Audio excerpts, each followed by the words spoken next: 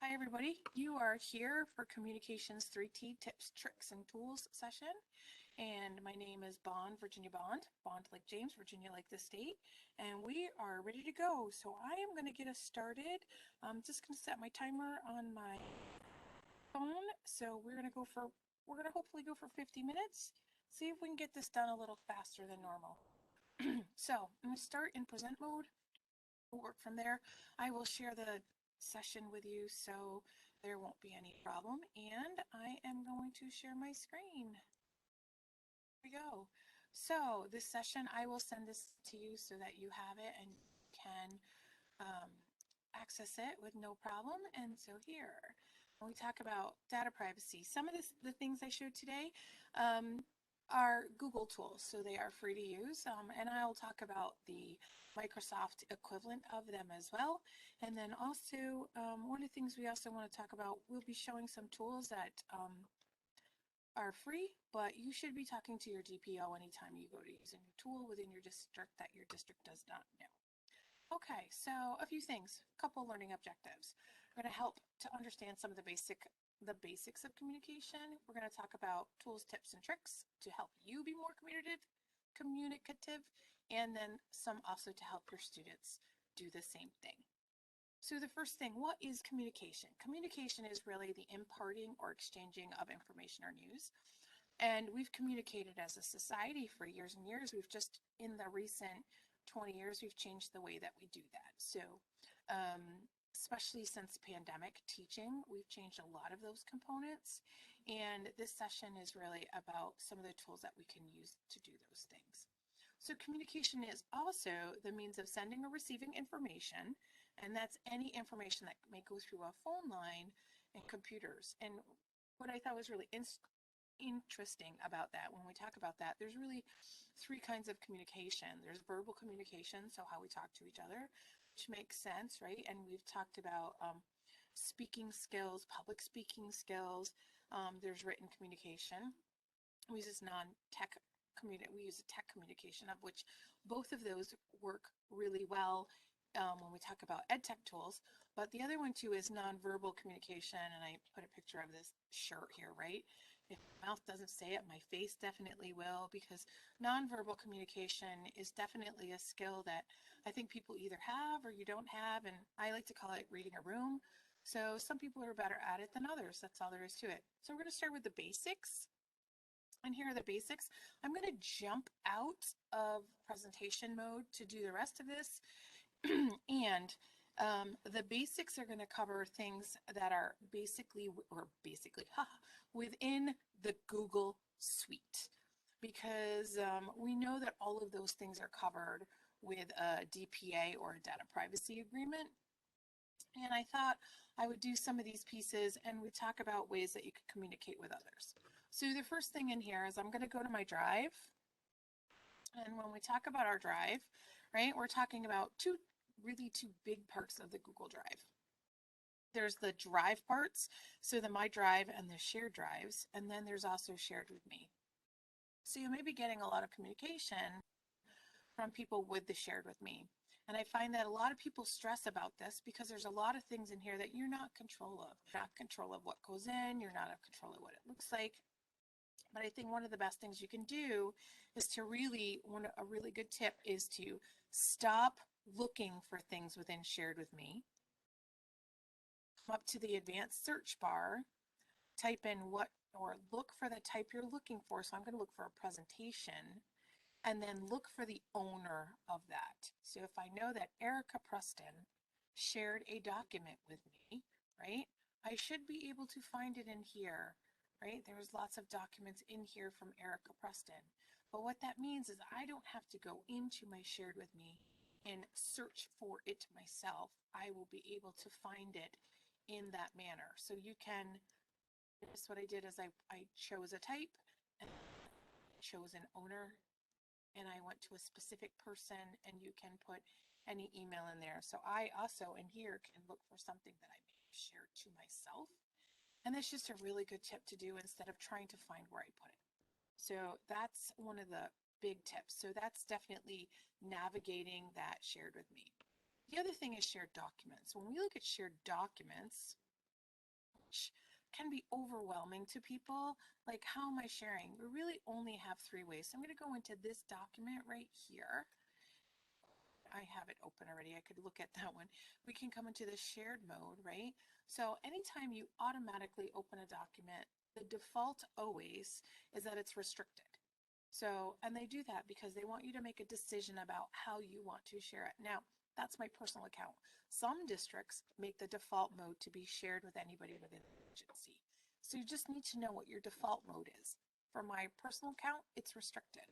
So when I want to change it, I come here into the change and you can see the options. They have restricted. So that would just be only people added. So I'd have to add their email address or anyone with a link. And then you have the ability for 3 different options. You can allow them to see it, which is they're going to view it. You can just read it. You can comment. You could be a commenter, so you can comment down the side, or you can be an editor. I give you full rights access and you can make any changes onto it you wish to. So those are the differences between those. That's a great way to communicate because you're able to share documents, and that really does feed into collaboration as well. So that's Google Drive. The next one I talk about is Gmail. So a couple big things within Gmail that are very simple, and some are easier than others. And I think that the 3 or 4 little pieces that I have are simple. The first thing is for yourself, and that is creating labels. So if you've never created labels, these are labels that come in automatically when my car, because that's my Kona car, my car payment was due, right? So I have my Google Mail creating a label when I have certain things come into it, and it adds that label directly into my Gmail. So this is how you do it. You come up into settings. I see all settings, and then I'm looking for, could do labels, just create labels and put them on yourself. But what you're actually going to do is create a filter, and then you create a new filter. And I'll actually open up my Kona. So here's the one right there. So you saw my Kona, edit it, and this is what it looks like.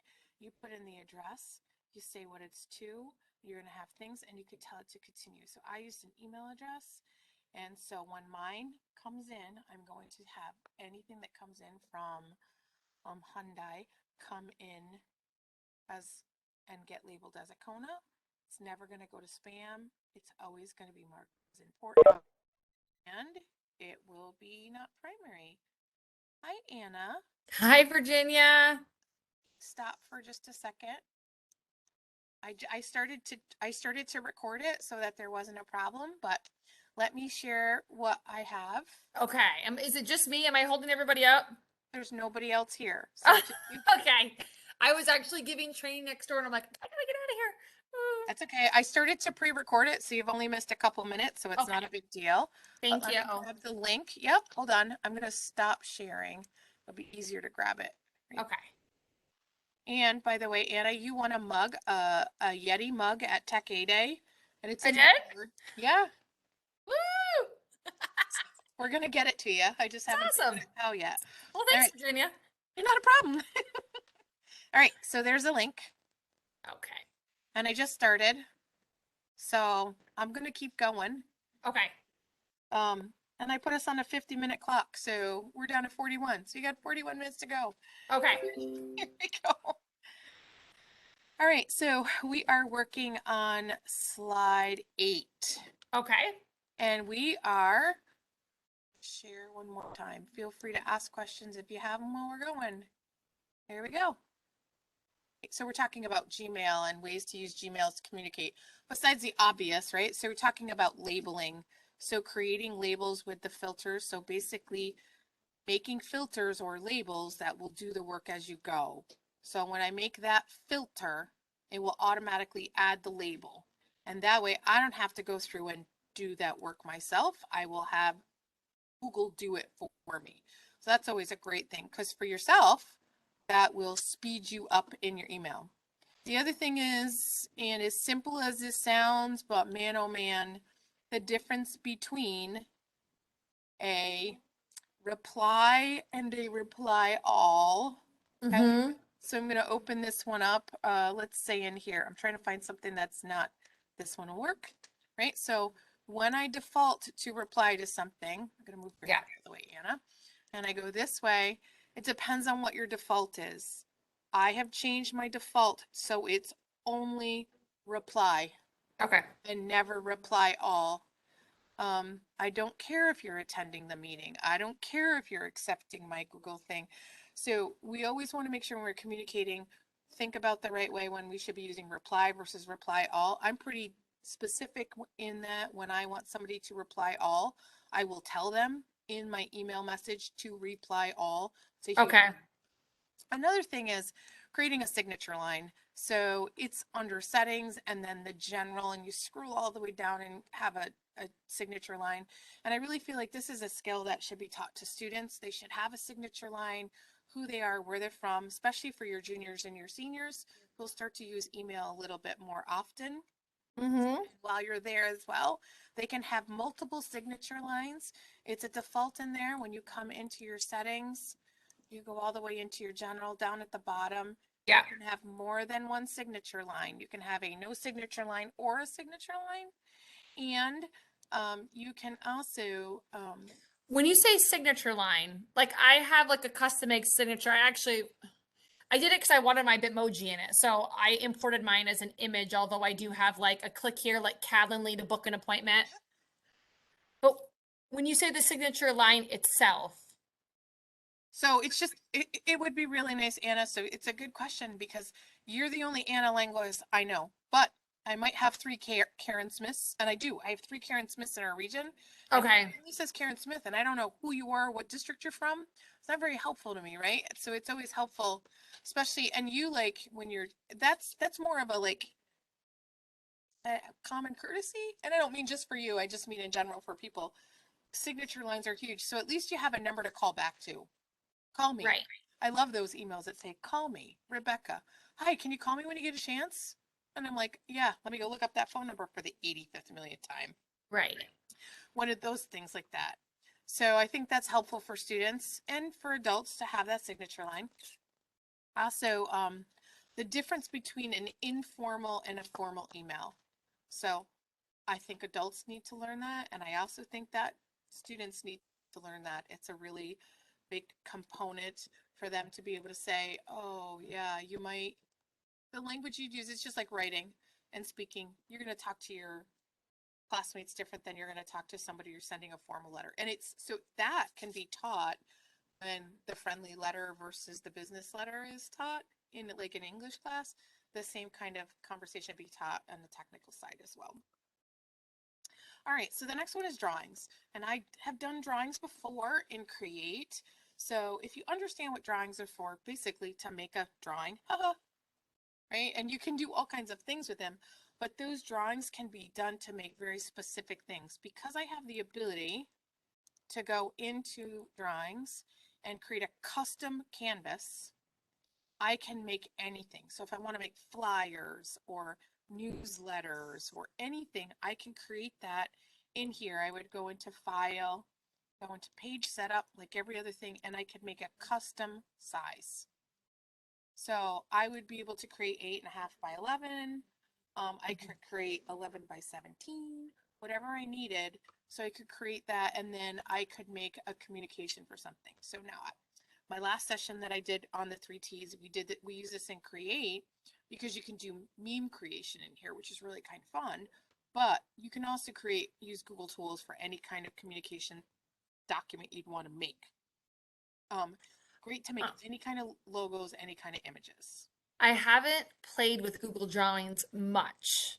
And I'm trying to figure out like when, I don't want to say when I go to it, but a lot of the things you just said, I've been using Canva for. And I really like it because it has such a database of like really nice images and Agreed. But not templates. everybody buys it. That's the thing, right? So not Well, everybody it's free. It's is it complete. covered. The Canva for education is they do premium free for teachers. Right. So I want to learn more about Google, but I'm trying to figure out its applications and like its niche of where I would like go to it versus something else. You know what I mean? So what's nice with it, if I take a Google drawing, so if I do this, I'm going to do a couple things really quickly. I'm going to draw a circle, And then I'm going to copy that and I'm going to paste another one. So I have two on top of each other. Mhm. I'm just going to change that color and I'm going to change it as circles. This is not a great example, but it will kind of help. Um, so when I'm in, so I'm going to kind of go to docs, which is going to fit. My next one is docs. So if I come into a doc, and this is just hyperlinked in here, and I come into this doc, I can take any drawing and insert it into a document. Now I made this document a trifold, so I Mhm. just went in and used the 3 columns, but I can insert a drawing right there. And I'm going to take one from my Google Drive. It's going to show me the last one I want was those circles. So if I had something that I built, and I am going to insert unlinked just like that. So I can make any kind of image and pop it right into a Google document. So Okay. now drawings is really built for documents. It's not built for um, slides. So that's always important to know. But Okay. students can do any custom images. So it's a nice student tool. It's kind of, and I'm going to show another one in a little bit. And Okay. I didn't use Canva.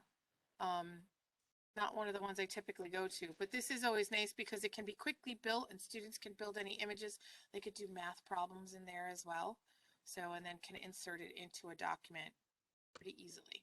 I like that the background is coming in transparent, so it's just putting the image in with So this is my background. Oh, yes. So, and that like is, when it came in, because sometimes I'll create things, but if I wanted to like normally like snip it and throw it in or screenshot real quick.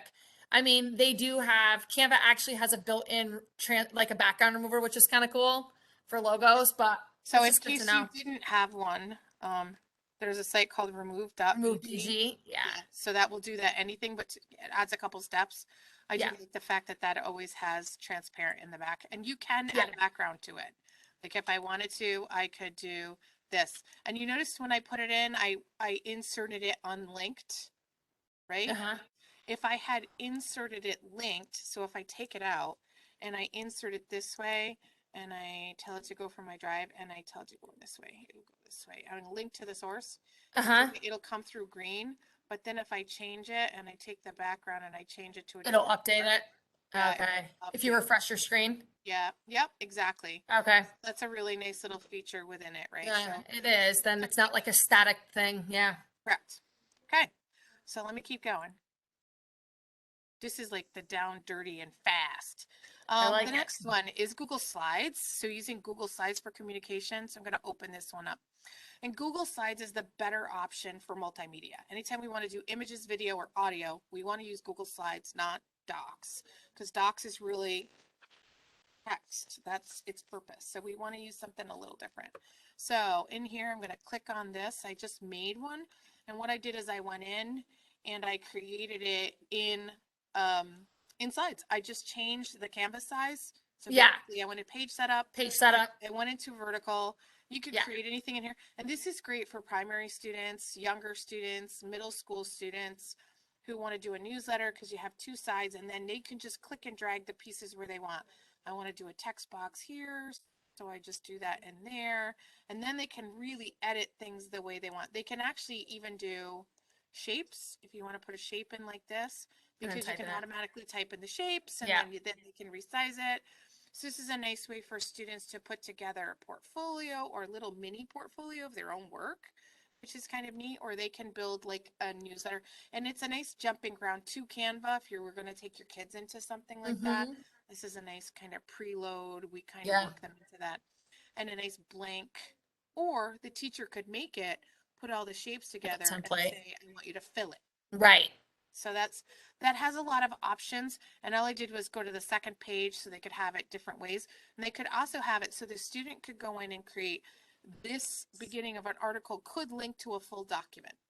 So it's very easy to go back and forth that way. Kind of the way I did this. I took a screenshot of Mm-hmm. just that slide deck Yeah. and I Yeah. linked it. So easy, right? Yeah. Another thing, all of those blank layouts, when you're creating something like this, start with a blank layout, just come up into layout, start with it blank. Yeah. Just down here, you literally have a blank canvas. Simple. Masking images has always been a big thing, really. That's just for Yes. nice communications. If you know how to do it, I'm not going to teach how, but I if know you how to can, do it with regular shapes, but that looks like a custom fit. I don't think I've done that It's one. not. So, I actually just put a thing out to my teachers today. I made like some, well, I made them kind of in Canva, but pushed it out in Google Slides. Like I did like the background. But again, I like the pictures in Canva, and it was like make a snow globe where they put their faces in it. I love you snow much. Like I like to make things and push it out to them. And I was showing them how to cut it to a circle, but not like I'm looking at that one. That's pretty cool. there's a picture of my granddaughter. And Yep. I can come on, click on her name, on her face, and go to the crop tool, and it's called Yep. mask and image.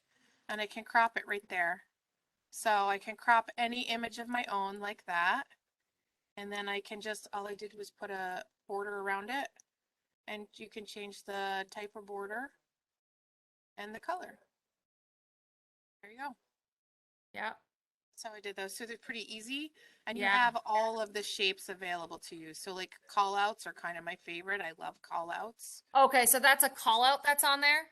Yeah, all I did was a shape. Any of those shapes, any of the Google shapes are available that you can use. Okay. I didn't know if that was a custom. Like I didn't know if that was you doing it. I didn't recognize it as a call out because I You know didn't see what the it little is three because like dots. I put the little Did you hide them? no, that's this. I did the dotted lines on them. See? So if Oh, I, but you know, like how usually the call out drags like a yep, trail. I didn't see that yep. part. Okay, that's Those, cool. those I are like it, really cool. Virginia. Yeah, so that's a nice little cute little thing that you could do pretty easily. And then really a nice way to kind of to um to communicate is you can publish anything to the web, right? So you can go file, File publish published to the web. Yeah. web. Love to publish to the web because I can publish and I can unpublish at Right. will. Yeah. So if you decide you want to push something up for a week, give parents access to something for a week, push it out for a week, and then unpublish it. And that's how a Is lot there? of districts are doing Do you know if concerts. there's like an extinguishing date on it, or do you have to go in and unpublish it? Do you know if there's like a Not I right know, now. because I always feel like sometimes we publish it, but the idea of going remembering to go back and unpublish, I just didn't know One if thing there that was you like could do a is make sure you set yourself a calendar event, right? Set yeah yourself a to calendar event, unpublish. put multiple notifications on them, like, and have them do pop-up or email notifications. So you can have up to 5 notifications in there, and that's a good way to kind of remind yourself to do it. Okay. Okay, so those are the basics. So let's move on now. So the next one, which is also Google, but it's a little different. I wanted to use this one because not everyone has this, but Google Sites, right? We can use a Yeah. Google site. A Google site will hold everything Google and a little bit more. It's great for digital portfolios. It's open for students really above the age of 13 plus. Does have to be turned on in the console so people have access to it. But here's an example. What I like about it is how easy it is to use, right? So this is my Google site, and you'll see that like I have slide decks in here. What I love about slide decks in here is that they're automatically you can push them through just like that. Yeah, So that's nice. they're not published, right? These are not published, so it's a really nice way. I have a link it to my calendar. I have a Google Doc. Google Docs will completely show. And I have, this is a film strip photos. I Hmm. can have plain links. And then you can also have things down the sides. And I actually have in here like some trainings, like I have a whole training series that sits in here. People are always looking for it, and their YouTube links, you can just drop them in very easily. It's a nice way to put out information to staff, like especially for you in that kind of setting. Like you could have that as a tagline in your signature. They could come in here. This kind of be like their one-stop shop. They can look here before they come to you. That might be an option. Anything you pre-record, you could create like a little library in here for them, or a link to your YouTube channel. Yeah. I haven't done. I've like kind of struggled with.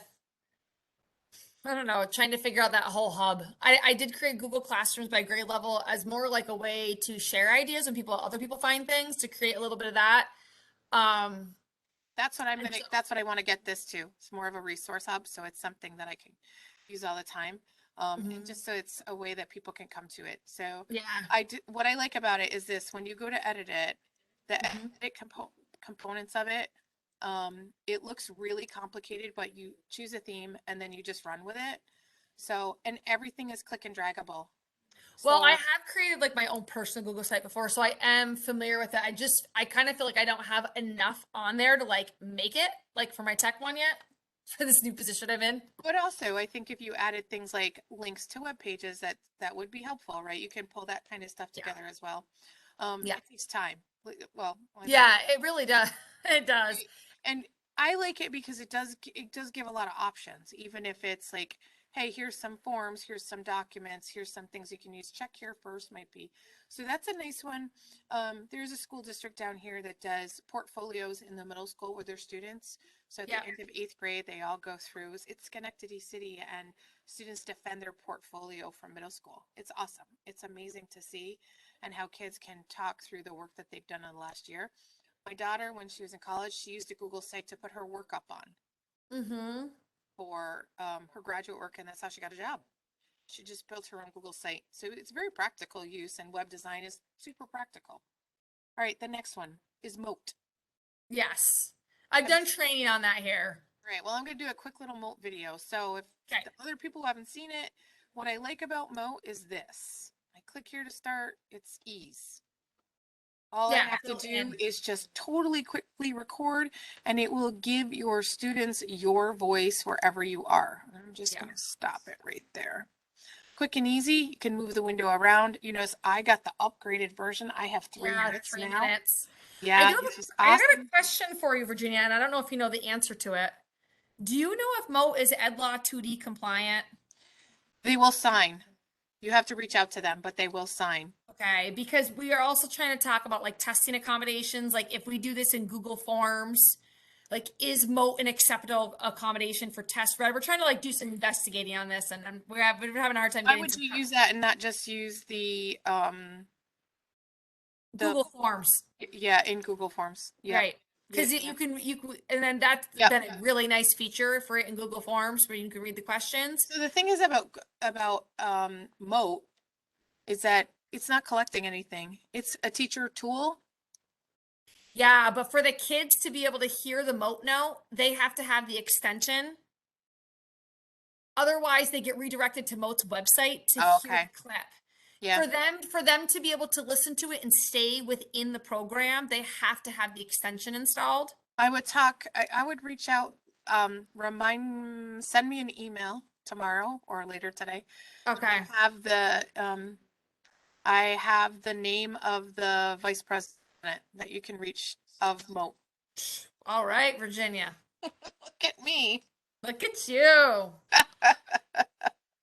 I can get you that information and you can Okay. follow up with him.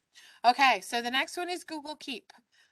Google Keep, anybody that knows me knows that I'm a Google Keep fanatic. Yes, I So love it. a couple ways that I use Google Keep, a couple ways that I do. One is I literally build my model schools trainings on a Google Keep, and then I share them to the girls sitting next to me, the model Yeah. schools. So Yeah. I don't have to fill up their world with an email. Yeah. And my boss, so they both have them. So if they ever need a list of what I'm teaching, they have it Yeah. right there. And then when it's done, I just cross it off. So I'm going to cross off today's, and it's all done. Because people will say to me, oh, like, when's your next class? And I could say, oh, they're right here. So I don't have to go look through my calendar. I Yeah. also I will build them ahead. So I'm working on the winters right now. So I Yeah. build them all in there, and then I can move them around. I date them and I put the descriptions right on them. That's Mhm. just been super helpful. Another way that you could do this is you can also have parents use these. So a teacher could use this with a parent. So this is Amelia, right? This is not a big deal. So we've put some pictures on here, but you could keep a running tag, like instead of a log, with a parent regarding this. I've also seen Google Keep used between a TA or a monitor. I'm not sure if it was a teacher's aide, a Yeah. TA, or a monitor with a student while they were in class. I've done it in my resource room, like with kids, where I'm like almost like a to-do list for them. Yes. And then I've sent it to them because at the 6 through 12 level, they have email. We don't have email 5th grade and under. We have it like shut off for kids, but I have used it in that capacity, and it was nice. It's nice because you can take those large tasks and divide it. I've also seen teachers make it color code them, pin them across, and like Monday, Tuesday, Wednesday, Thursday, Friday. Also good for students with disabilities to kind of executive functioning issues can Yeah, kind of like, and self-regulatory concerns. You can put all those pieces in there so they have a note to go look at to kind of keep those things in line. So I like that. It's pretty easy. Kids can do reflections in here. Kids can communicate. They can build these notes, Notes. and all of the above. Pretty easily to use. All right. So the next one is Adobe Spark. Now, This isn't one I've played with as much. I do have like it bookmarked. I just personally am not super familiar with navigating the program. so Adobe Spark, and I'm going to sign in with my free account because you can get a free account. It was called Yes. Adobe Spark, and then I used it last week. It was Adobe Spark, and this week it's called Adobe Creative Cloud Express. I was like, okay, but I did check. It's you always have to think Photoshop is really what it'll do, and not to get too bent out of shape about what these are more sizes, right? So you can Right. start from scratch. You can build, there's lots of templates. It will do lots of simple things. But if you want to build a poster, you can come in and build a poster. It's very much like Canva. Yeah. It puts all those pieces in. Does have a lot of really nice free pieces. I did just talk to our tech team. If your district has Adobe Creative Cloud, you probably have a license. Someone will just have to set it up. So you can go through, you can pick your colors. I'm going to pick this theme. I'm going to change my colors. You can see it's super easy, right? Push a button. I can change the background if I want to go to something grid-like like that. So you can, it's very easy to kind of do design. And I think if we talk graphic design with students, you know, the pieces that you can come in, you can grab things around. It's got the sidebar, you can move things over. It's talking about layers.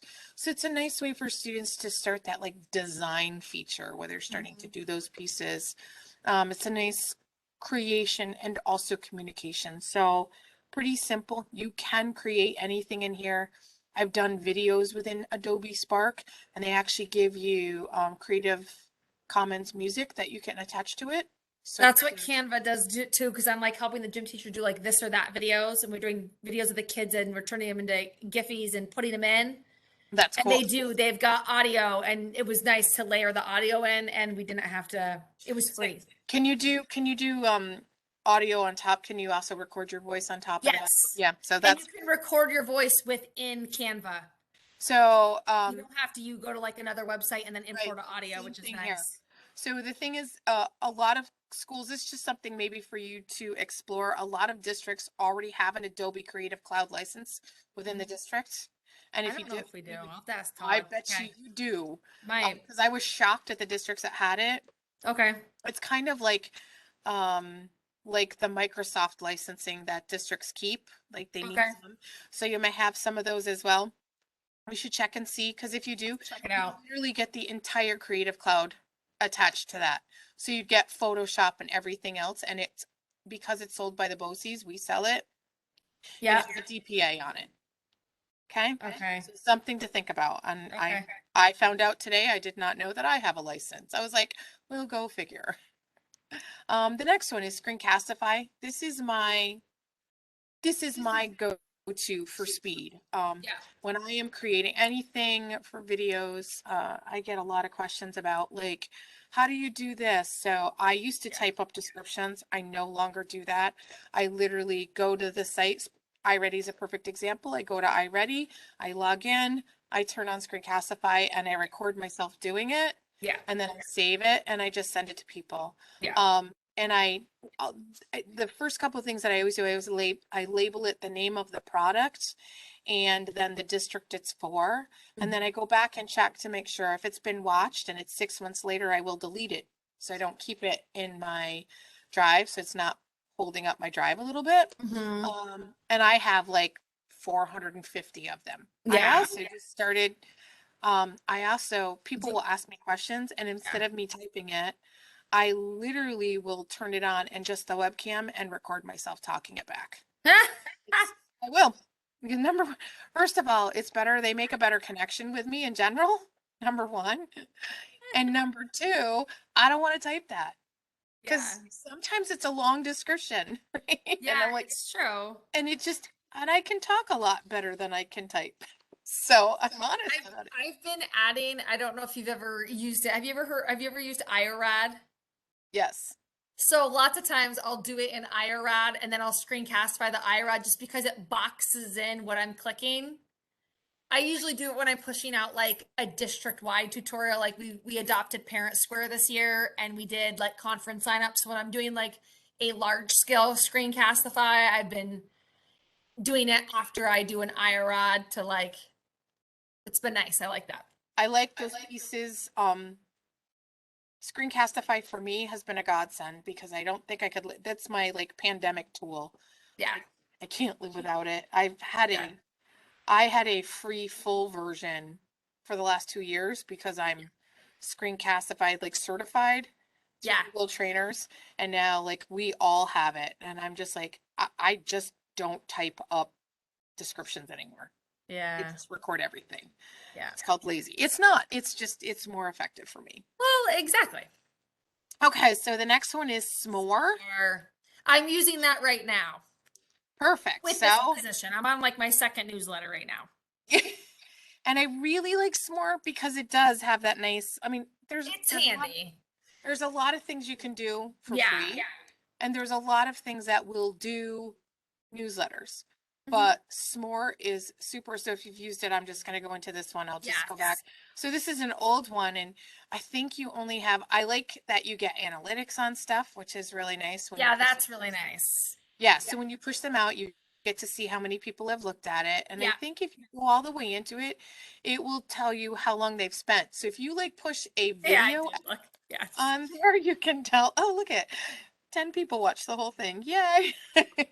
Yeah. So it is nice. You can kind of see where they are, how much time was spent, right? Yeah. And also you get to know how it went out. Because I will a lot of times send this out through a Twitter. I will Okay. tweet it out, or I will email it out, or I will direct link it, and it does tell you how they're coming into it. Yeah, I've just been emailing it. I had Todd like create a group that's all just what the people I want to, you know what I mean? Yeah. So he gave me a So list to I see, really like that, and I do like that you can print them. You can put links in. This is an old one, yeah. right? But it does. I like that it embeds videos. So Yes. I like the video embedding usually, and I'll like break it up into sections like featured Chrome extension or like I try to chunk it up of what I'm trying to present to them. I haven't looked at the upgrade. We pay for it. I have a paid one for the district. So it's really, quite honestly, it's not that expensive when you think about No, it it's not. overall for what you're trying to do. Because if you're looking for, this would be plenty for me, like basic even would be plenty. I don't need 20,000 contacts. No, yeah. That's what I think mine was like $100 for an annual fee That's great. Yeah. at the basic if you do the annual one. Yeah. So it's pretty easy tool. I do like their templates, which are fantastic because they have a lot of options in there for templates. And I like too that you can search other templates. So like I'll Yes. look for tech newsletters and it just gives you other ideas. Yeah. Simple. Okay, my last, maybe last one. Yep, my last one.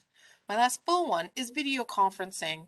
So we're all using video conferencing, and this is, I just think people forget that it's not just for like a training.